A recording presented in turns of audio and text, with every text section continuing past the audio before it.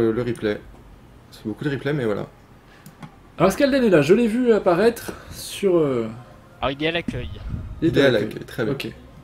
Vous pouvez le laisser entrer. Hein, On est en train de invité. chercher Alors, en fait à la salle nous sommes. Ce qu'on peut faire, c'est que si les viewers ont des questions... Oui.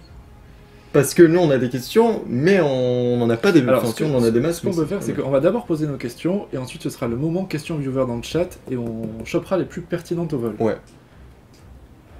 Alden arrive sur le dos de Bolgroth, mais ça prend du temps. Très bien. Est-ce qu'il va nous faire une entrée un petit peu background, C'est Alden? quoi niveau RP, Paul Grotte? C'est un dragon? Je sais pas du tout. Bon, là, je sais aucune idée. Alors, Merde. Farrell demande qui est Bolgroth niveau RP. Est-ce que c'est un dragon ou est-ce que c'est un... Un dragon, oui. C'est un dragon. C'est Confirme peut-être très bien. peut-être un des dragons qui a fait naissance à un Dofus, non? Qui a fait C'est pas des- qu'il a donné naissance au Dofus, c'est le dragon qui a, enfin dans lequel Qui a on a donné découvert les naissance au Dofus. Ah, Après c'est sa mort. c'est le dragon dans lequel on a découvert les Dofus. Ah, il y a qu'un seul? C'est un seul dragon? Non, non, qui mais en a fait réussi il avait tous les Dofus parmi question, lui. En ça. fait, quand il est mort, les gens les ont retrouvés quoi. Ah, c'est Et lui qui est parti faire la guerre c'est au pas lui dragon. qui les a pondus. C'est lui qui est parti faire la guerre pour aller choper tous les Dofus en fait. Non, ça c'est Ogrest. C'est ça le reste. Ok. C'est Freeman qui connais cultive. rien.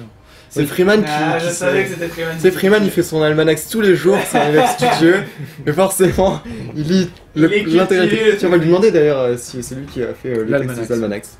Ça doit être une charge de travail phénoménale. Bah, surtout ouais. sur... Tu me diras, c'est sorti en une fois quoi. Ouais. C'est pas. Ouais, ça devait être compliqué. Alors, est-ce que Alden a réussi à passer l'accueil Toutes les. Toi, il arrive. Je crois qu'il est parmi nous. Allô, allô, est-ce Ah, qu'on m'entend? bonjour. Oui, on t'entend Ah, très très bien, Alden. Bonjour, Alden. Bienvenue, Alden, sur le stream CDO. Merci, J'espère bonjour à que, tous. j'espère que tu es arrivé sans encombre. Ouais, j'ai un peu erré parce que j'ai cherché le nom de là où vous étiez. Je ne D'accord. le trouvais pas. Ok. Bon, alors on est J'aurais dû prêt. procéder par déduction. Ce qu'on va faire, Alden, c'est qu'on va te laisser te présenter peut-être un petit peu en quelques mots. Que fais-tu d'abord exactement chez Ankama? Eh bien, je suis game designer chez Ankama et donc je travaille sur le projet Dofus que vous connaissez tous. D'accord. Ok. Alors tu es game designer, mais tu as une spécialité, entre guillemets, qui est le background, hein, je crois. Oui, c'est pour ça qu'on pourrait presque dire que je suis background designer, mais bon, Ouais. c'est une spécialisation en fait du métier de game design. Hein. Ok. Alors, pour y voir un peu plus clair, ça consiste en quoi exactement? Qu'est-ce que tu fais de tes journées chez Ankama? Ah ben beaucoup de choses. Je dirais en tant que game designer, là c'est assez varié. Hein. C'est-à-dire Ouais. qu'il y a à la fois de la lecture de forums, par exemple, au petit matin, du test, du debug, de la conception, de l'écriture, de la Ok. communication, etc. D'accord. Tu Et vois, moi- puis sur le métier vraiment de background, bon ben là ça dépend un peu des tâches et des choses que j'ai à faire sur le moment. Donc vraiment de la grosse phase de conception et de réflexion ou alors vraiment plutôt de la phase d'écriture par exemple. bah, tu vois, je suis étonné déjà parce que j'avais compris que tu ne faisais que de l'écriture. Donc en fait, c'est beaucoup plus large que ça. Oui, Tu- c'est tu beaucoup as- plus large en réalité, Ok. oui tout à fait. Tu travailles chez Ankama depuis combien de temps? Alors ça fait à peu près 4 ans et demi. Je suis arrivé début 2011. D'accord. Donc tu es un ancien, finalement, tu as connu le grand Sylphaen, Et j'ai connu le avec grand qui tu as pu Sylphaen. travailler. Donc les domaines dans lesquels tu interviens, on te l'a demandé. Je pense que les viewers ont suivi un petit peu tes réponses. Alors, quel a été ton parcours finalement avant de rejoindre l'équipe d'Ankama? D'abord sur le plan des jeux vidéo, est-ce que tu es un grand consommateur et joueur Alors je ne suis pas un grand consommateur et joueur parce qu'en fait je suis arrivé sur le jeu vidéo relativement tard. Ouais. Mais du coup je le suis devenu en fait en commençant à travailler dans l'industrie du jeu, hein, grosso modo. Avant j'étais vraiment le joueur occasionnel, j'étais presque plus un rôliste, donc, Ouais. le jeu de rôle sur table, papier traditionnel, D'accord. qu'un joueur de jeux Comme tu vidéo. veux. Ok. Et du coup, on commence ensuite à travailler dans le domaine des jeux vidéo, chose qui s'est fait en fait par le biais du dessin, puisque Mhm. à la base je suis un illustrateur D'accord. et j'ai commencé à travailler dans le jeu vidéo comme ça. Et puis ayant fait aussi du scénario, j'ai fait du scénario ensuite dans le jeu vidéo. Et Ok. puis à un moment donné, c'était difficile de mener, je dirais, les deux de front. Ouais. Et du coup, quand j'ai choisi finalement plutôt la voie de l'écriture. D'accord. Et c'est à ce moment-là, voilà, que je suis vraiment Ah oui, devenu donc game un- designer. Un parcours assez riche finalement. Oui, oui, il s'est passé un certain nombre de choses, effectivement. Quelle étude tu as fait pour en arriver là? Alors, j'ai pas fait d'études conventionnelles de game designer, puisque c'était pas vraiment ce que je voulais faire au départ. J'ai fait Ouais. des études donc illustration Dans le et dessin, bande ouais. dessinée, en fait, dans une école en Belgique. Ok. Et c'est vrai que en plus à l'époque, il n'y avait pas vraiment, il n'y avait pas encore d'école de jeux vidéo, hein, d'école de game design, etc. C'était soit on passait par tout ce qui est programmation, les ingénieurs, etc. Ou alors éventuellement l'infographie, mais c'était encore, je dirais, balbutiant au niveau des formations. Donc il y a pas mal dans le métier, en fait, on trouvait un petit peu de tout au niveau des formations. Des gens qui avaient fait de la télé, de l'écriture, des gens qui avaient fait complètement autre chose, des choses tournées vers les mathématiques, il y a tout ça qui se mélangeait. Donc voilà, moi je suis le fruit de cette première, plutôt cette deuxième génération de game designers qui se sont un peu formés sur le tas. Sur le tas, exactement. Voilà. Alors, tu es connu notamment pour avoir travaillé sur le projet roman Dofus. Bon, j'imagine que tu n'es pas le seul à avoir travaillé là-dessus. Comment ça s'est passé ce projet-là? Ça a été un travail d'équipe? Tu avais quel rôle dans cette équipe? Alors, ça a été au début un petit travail d'équipe. En fait, le projet avait été initié entre Bayard et Ankama.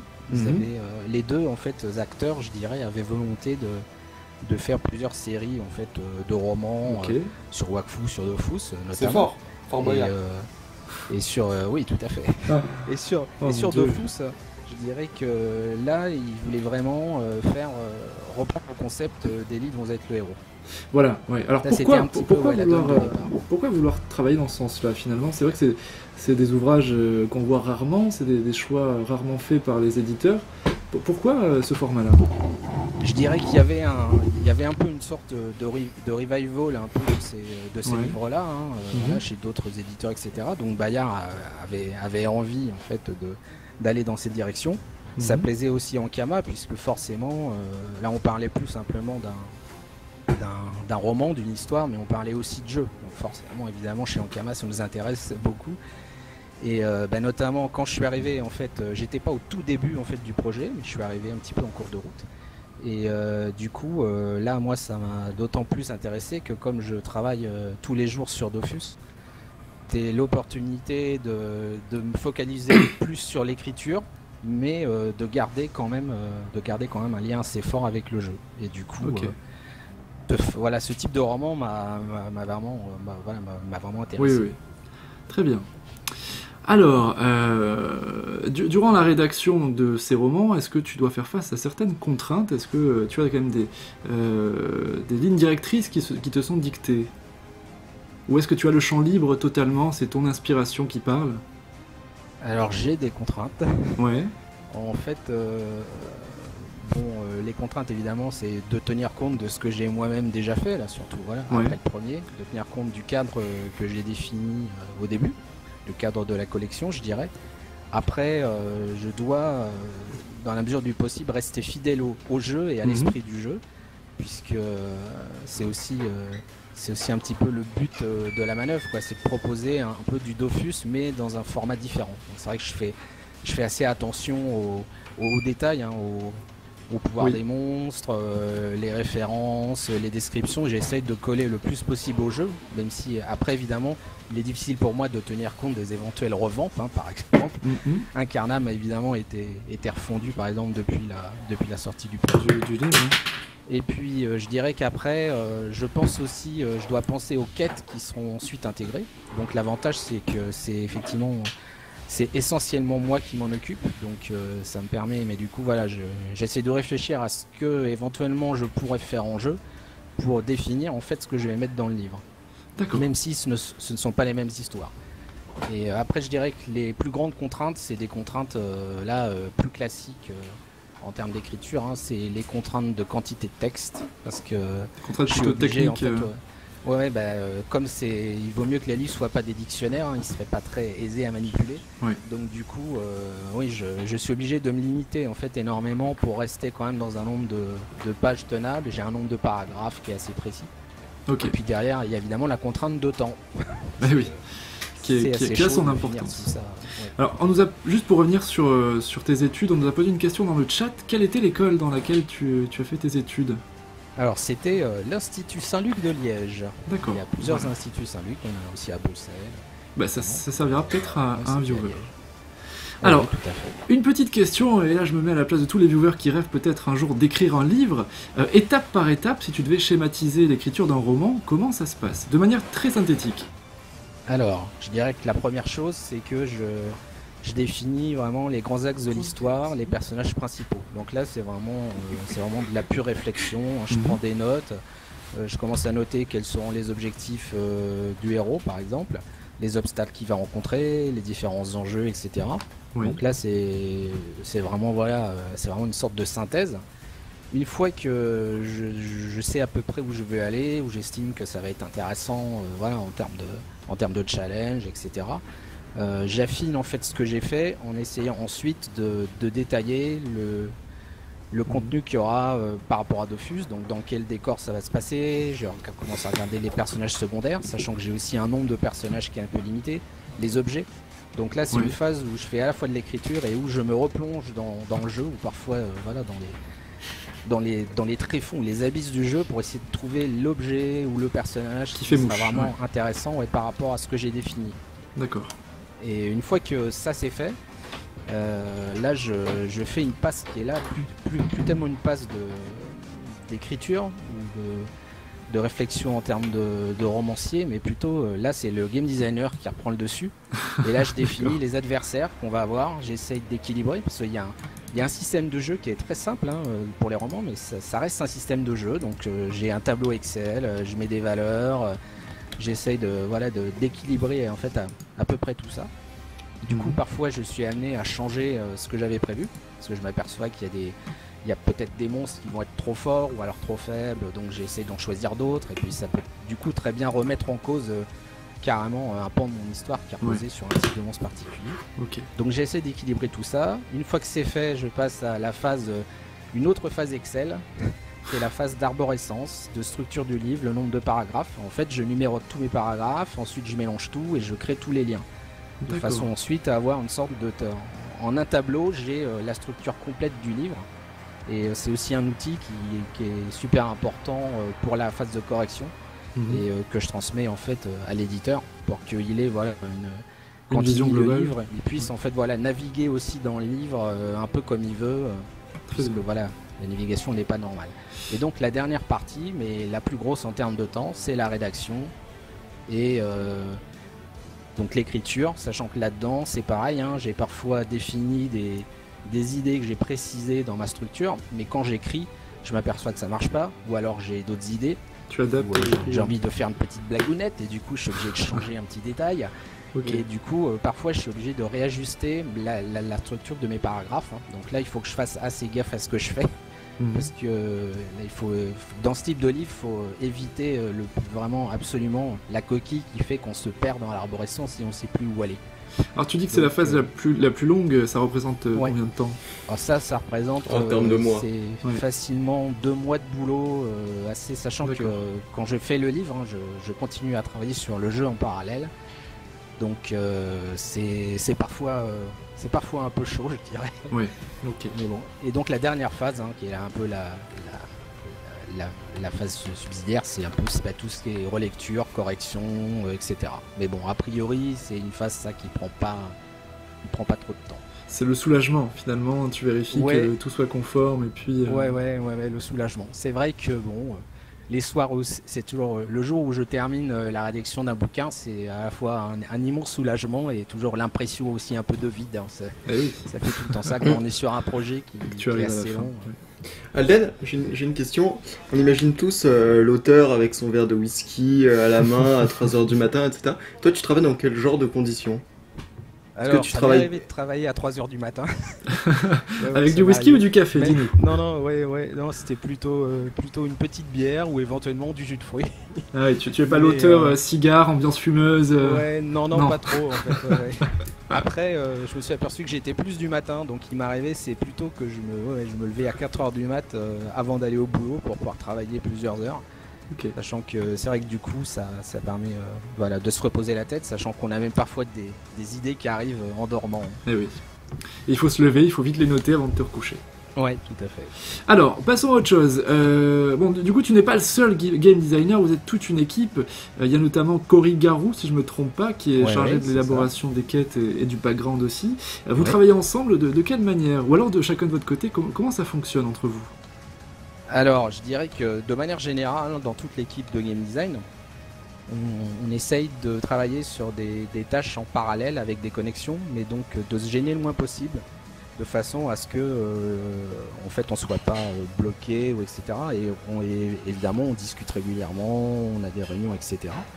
Donc, avec Cory notamment, puisque lui, il travaille avec moi sur les quêtes. Donc, la plupart du temps, soit on a des poules de quêtes complètement séparées, soit en fait on se répartit vraiment, voilà, on se dit allez hop, on fait 10 quêtes chacun, on se tient au courant évidemment de ce qu'on compte faire, des personnages qu'on va utiliser, etc.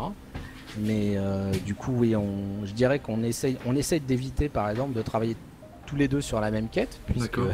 ça Pour va éviter, poser de vous en fait, un peu croiser. des problèmes, voilà. Mais par contre voilà, on se tient vraiment au courant dans le détail Ok. en fait de ce qu'on fait. D'accord. Alors, les viewers depuis tout à l'heure spam, tu as la même voix qu'un personnage de Nullbuck, a priori. Ah oui. Est-ce que c'est toi? Est-ce que c'est toi ou pas? Alors en fait, dans Nullbuck, ce n'est pas moi. Ce n'est pas toi, tu n'as pas prêté ta voix. Ce n'est pas lui, les viewers. Vous pouvez vous calmer, c'est pas lui du tout. Ok, alors merci du coup pour la réponse à cette question très complète. Alors on va parler un petit peu de la quête de l'obtention du Dofus turquoise qui a été repoussée donc à la prochaine mise à jour. Est-ce que tu peux nous en donner les raisons? Alors en fait, on avait bien avancé sur la conception des quêtes, hein. Moi j'avais commencé l'écriture des dialogues. Et je dirais que là c'est vraiment un problème complètement indépendant de notre volonté qui était extérieur à la prod. Oui.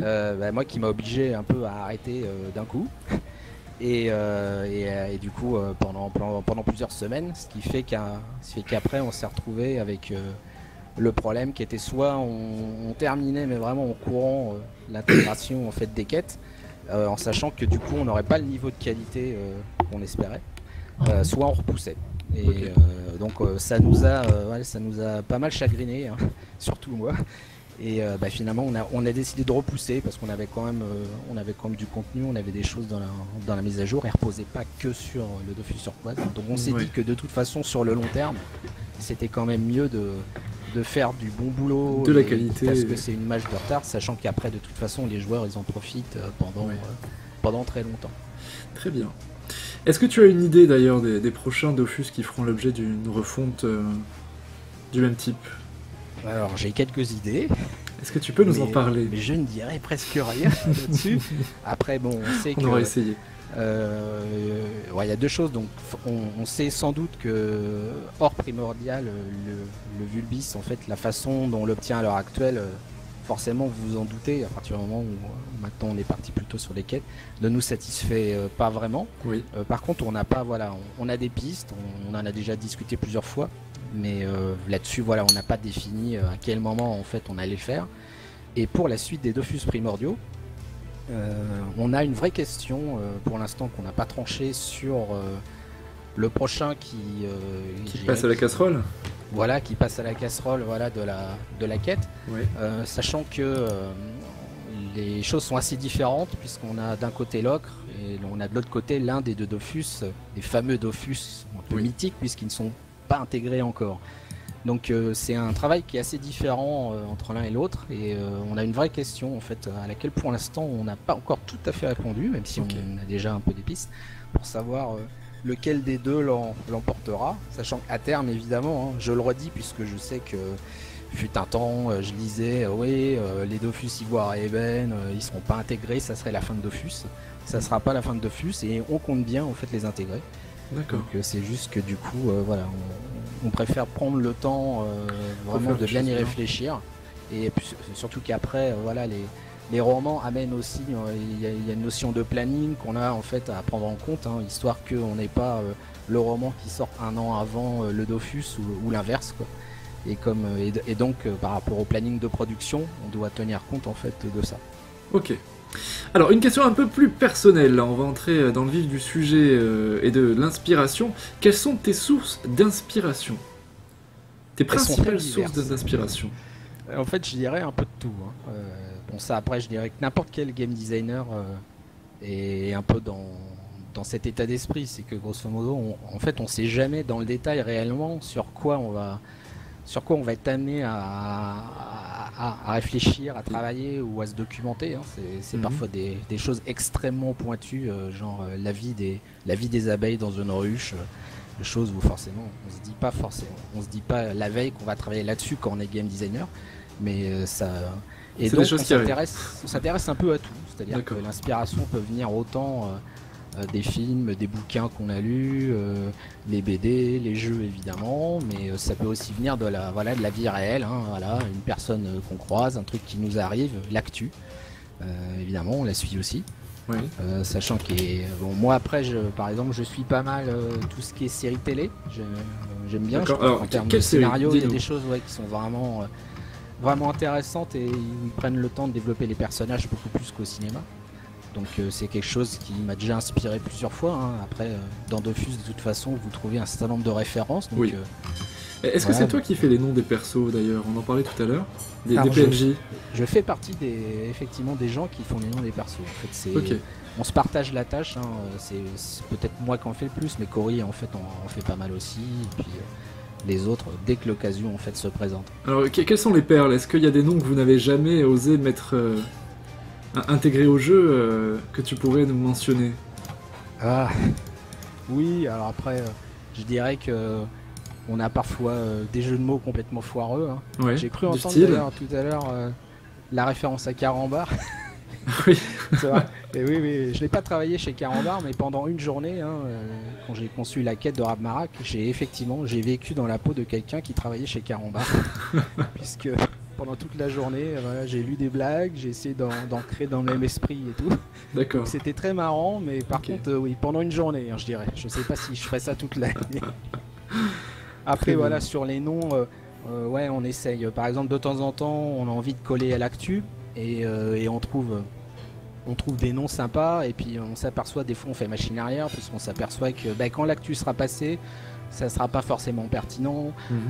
C'est pas évident aussi en termes d'humour de se dire par exemple de prendre un fait d'actu et puis de faire un truc marrant sur le moment et puis ils vont se dire ah ouais mais bon il y a forcément des personnes pour qui ça va pas être drôle. On sait on a subi nous aussi une sorte de petite crise et de remise en question parfois due aux joueurs sur les réactions qu'on voyait sur les forums. Je pense que ceux qui suivent Dofus depuis pas mal de temps d'ailleurs ont vu que en fait en termes d'humour il y a des choses qui ont un peu évolué. Il y a des choses qu'on avait fait dans le temps qu'on ferait plus forcément maintenant. D'accord.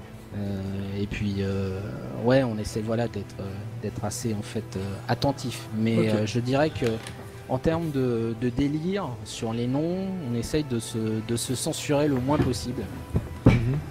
Oui, ça se voit. Oui, voilà. Allez, une petite dernière question, après on va passer aux questions des viewers. Est-ce que tu joues un rôle dans la production audiovisuelle d'Ankama, le film, les séries, ou est-ce que tu te cantonnes vraiment à la littérature et au jeu? Alors pour l'instant, effectivement, je me cantonne à la littérature et au jeu. Oui. Je suis amené en fait à travailler parfois sur des éléments de background qui sont utilisés dans plusieurs jeux, puisque forcément on fait du transmédia. Donc j'avais pas mal bossé sur le background des Multiman par exemple, et les Multiman ne se trouvent pas que dans Dofus. On les trouve dans Wakfu, dans Crossmaster. Après sur la production vraiment des films et des séries. Pour l'instant non, puisque moi je suis plus amené à, une fois que je prends l'exemple de Kirobim, puisque c'était une série qui se passait dans Dofus, j'étais plus, en fait on a été consulté plusieurs fois, on a donné des pistes, on a donné des petits détails qu'ils pouvaient utiliser dans la série, et après c'est plutôt nous qui ensuite, avec les scénarios des épisodes, on a réfléchi à comment on pouvait ensuite l'intégrer dans Dofus et s'en servir. Donc pour l'instant c'est plutôt dans ce sens-là, mais après dans le futur ça pourrait très bien se passer dans l'autre sens. Tout à fait. Bon, et bien merci d'avoir répondu à ces quelques questions. Maintenant on va passer aux questions des viewers pendant les 5 petites minutes jusqu'à 15h. Est-ce que les viewers, excusez-moi, mon téléphone sonne en même temps, c'est pas pro du tout. Coco Lapino qui demande qui s'est occupé des noms des percepteurs. Tiens. Merde. Alors les noms, ce n'est pas moi, puisque c'est pas toi. Pas encore chez Ankama, sur les noms des percepteurs. Donc je ne dénoncerai pas en fait, puisque Ah là c'est là. peut-être des gens qui ne sont plus là. Après, pour nous-mêmes, hein, c'est des fois, ce qui est assez marrant, c'est que le jeu il a quand même 10 ans, hein, comme vous le savez, plus de 10 Oui. ans. Et c'est vrai qu'en termes de production, parfois, ce qui est assez rigolo, c'est qu'on trouve un nom de PNJ qu'on trouve bizarre. Et on comprend pas forcément le jeu de mots ou la référence, et du coup on fait le tour de l'équipe et parfois on trouve pas. C'est-à-dire que la personne voilà s'est fait un délire. Ça Au fait un moment où flop. c'est sorti, elle savait, mais ça s'est depuis perdu perdu dans les limbes du temps. Et de temps en temps voilà, on trouve on est même amené, ça peut paraître paradoxal, on est amené dans certains cas à faire des recherches sur le net Pour retrouver la parce que référence. parfois sur les forums, on va avoir des joueurs qui ont réagi à l'époque. Il y a peut-être eu une explication Ouais. qui a filtré à l'époque, mais depuis, la personne qui avait fait ça est partie. Et puis, c'est vrai que du coup, on a des documents qui nous rappellent voilà les références qui sont utilisées et tout. Mhm. Mais c'est vrai que c'est un travail assez titanesque D'accord. de le tenir dans le temps, en fait. Tu vois, voilà, sur 10 ans. Donc, Ok. Alors, juste pour rester sur les pseudos, d'où vient le pseudo Alden le pseudo Alden, c'est simple, hein, c'est un personnage que j'avais créé en fait pour un scénar de BD et du coup que j'avais utilisé pour ensuite un avatar de MMORPG en fait, hein, qui était EverQuest, le premier que j'ai joué.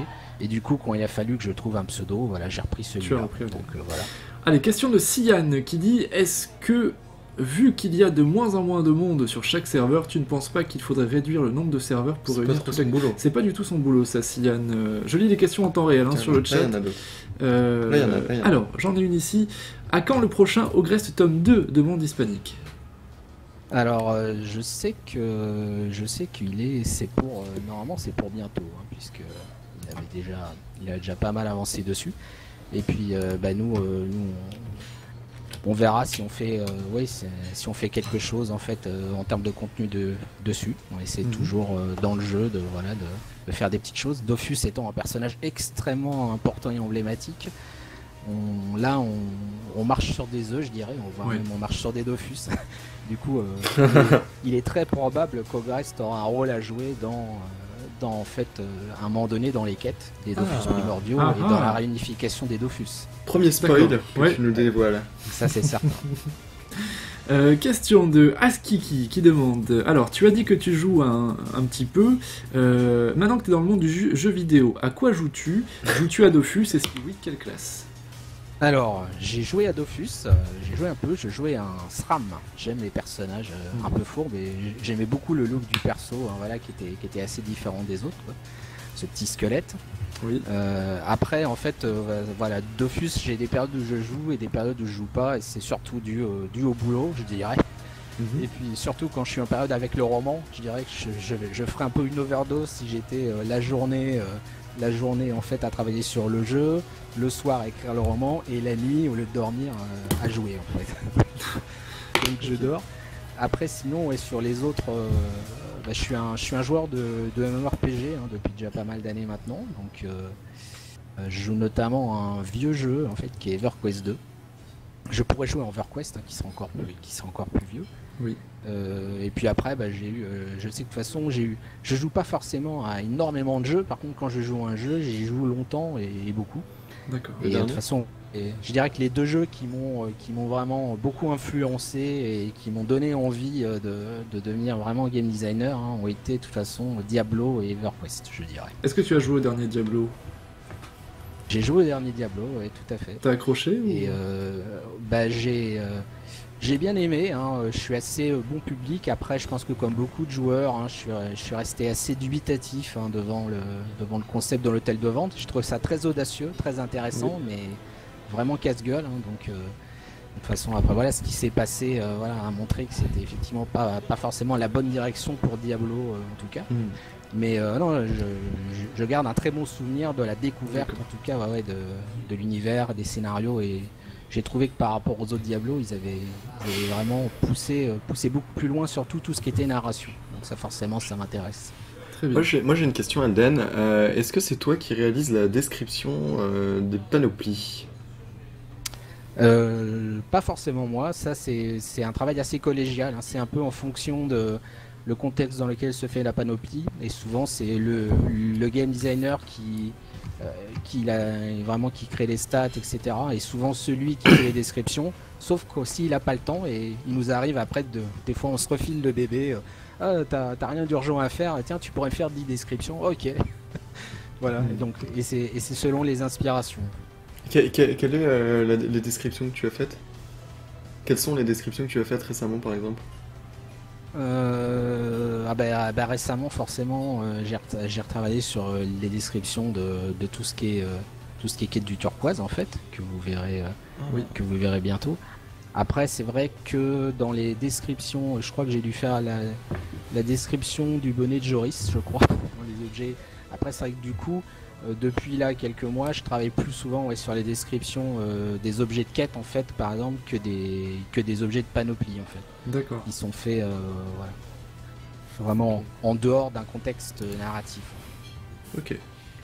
Alors, il y a des questions que vous posez dans le chat, mais il y a déjà répondu pour ceux qui étaient absents en début d'interview. On va pas lui reposer, vous pourrez regarder ça sur le replay, vous aurez vos réponses. Alors j'ai vu Edrock qui posait tout à l'heure la question, est-ce que tu ne trouves pas que le background de Wakfu est problématique? Je crois que c'est ce qu'il me demandait.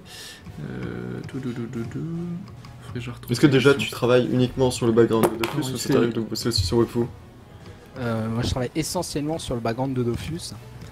Wakfu, je n'y travaille que quand forcément ce qui se passe sur Dofus a ensuite des répercussions sur ce qui se passe sur Wakfu, du coup, puisque chronologiquement parlant, voilà, Dofus c'est l'époque avant, donc évidemment il y a des choses qu'on définit pour Dofus, et ensuite du coup je vais voir, j'ai mon équivalent en fait du côté Wakfu, et en fait j'en discute avec lui en fait un petit peu pour qu'on se mette d'accord, et puis du coup on essaye de temps en temps à ce moment-là de faire des choses.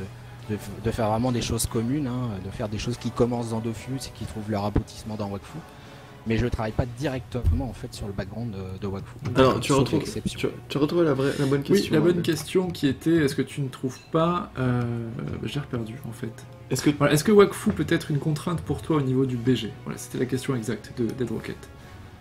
C'est rarement une contrainte, je dirais, puisque voilà, on a l'avantage, je dirais, d'être Prums, chronologiquement parlant. Voilà, nous en fait, on se passe avant, donc c'est plutôt l'inverse en fait. C'est plutôt du côté de Wakfu qui doit faire plus attention par rapport à ce qui se passe côté Dofus. Après, forcément, le Chaos Dog Rest marque une rupture, ce qui est assez, pour nous, ce qui est assez confortable. C'est assez pratique parce que du coup, c'est pas parce qu'on définit quelque chose de précis dans Dofus qui doit forcément le reprendre dans Wakfu.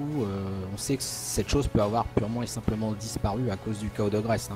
Mais elle peut aussi avoir été transformée, peut avoir été perdurée. On a pas mal de cas possibles, ce qui est pas mal. C'est-à-dire, cette grande catastrophe, elle nous arrange, je dirais, en termes de narration. Allez, je vais te poser une dernière question et après on te libérera. Ça, c'est une question plutôt personnelle. Que penses-tu de la petite pirouette héliatrope-héliotrope? Le fait de changer simplement une lettre. Est-ce que c'est une de tes idées d'abord? Et sinon, quel est ton avis à ce sujet? C'est difficile pour moi de répondre à cette question. Donc non, ce n'est pas l'une de mes idées. Après, on a galéré sur le nom en fait, de cette classe. On a eu vraiment plein de propositions. Et puis après voilà, du coup c'est celle-ci en fait qui a été choisie. Moi c'était pas forcément celle que je préférais, mais après celle que je préférais n'était pas forcément aussi la plus pertinente. La grande difficulté c'était vraiment c'était des héliatropes et c'était pas des héliatropes quoi. Voilà. Alors, quelle était celle que tu préférais toi? Moi je dirais que je serais sans doute plus parti sur quelque chose de différent, mais je savais qu'on aurait après la grande difficulté que les joueurs allaient pas forcément reconnaître les héliatropes, et que du coup on partait sur deux choses différentes, alors que voilà, en termes de background on avait envie de garder un lien fort.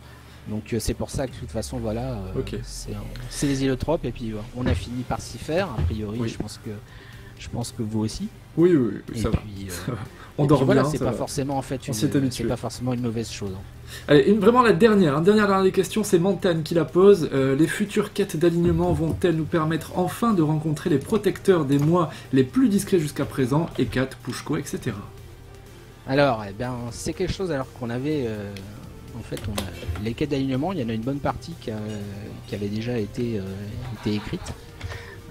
Les protecteurs des mois étaient prévus effectivement pour être dans ces quêtes-là. Sachant que forcément, depuis le background, on a subi un certain nombre de refontes, on est parti dans d'autres directions. Donc on a toujours envie de mettre en scène les protecteurs de moi. Vous avez pu voir Sylvos en début d'année.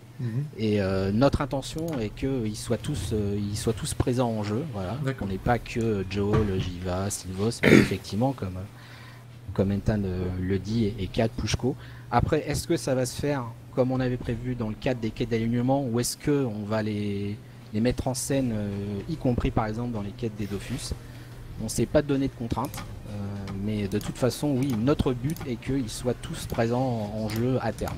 Très bien. Bon, mais c'était une réponse plutôt complète. Est-ce que tu as quelque chose à ajouter avant de nous quitter, Alden?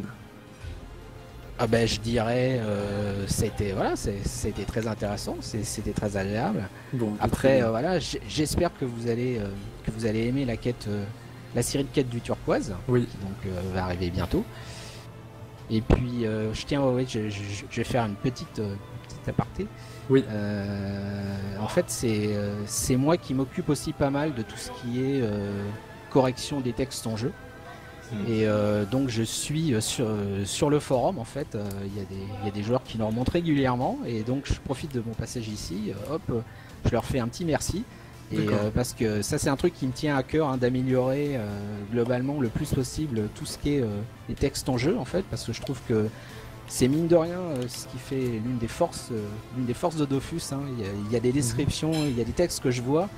Je pense que je les verrai pas dans d'autres jeux en fait, de par la façon dont ils sont formulés. Et donc tout ce qui peut améliorer la qualité des textes, la narration qui passe par le texte en général est vraiment une bonne chose. Et donc c'est vraiment super sympa que les joueurs, que vous, en fait, que tout le monde nous aide en fait à améliorer ça. Tout à fait. Merci pour tout, Alden. On te laisse profiter de ton week-end. Merci d'être passé. Et puis tu reviens quand tu veux sur CDO. Si tu as des choses à dire, tu nous fais signe. Et on te réinvite. Voilà, bonne journée, merci Alden. à vous. Merci. Passe une bonne journée. Adieu. Merci, bonne continuation. Adieu. Salut Alden, merci d'être passé.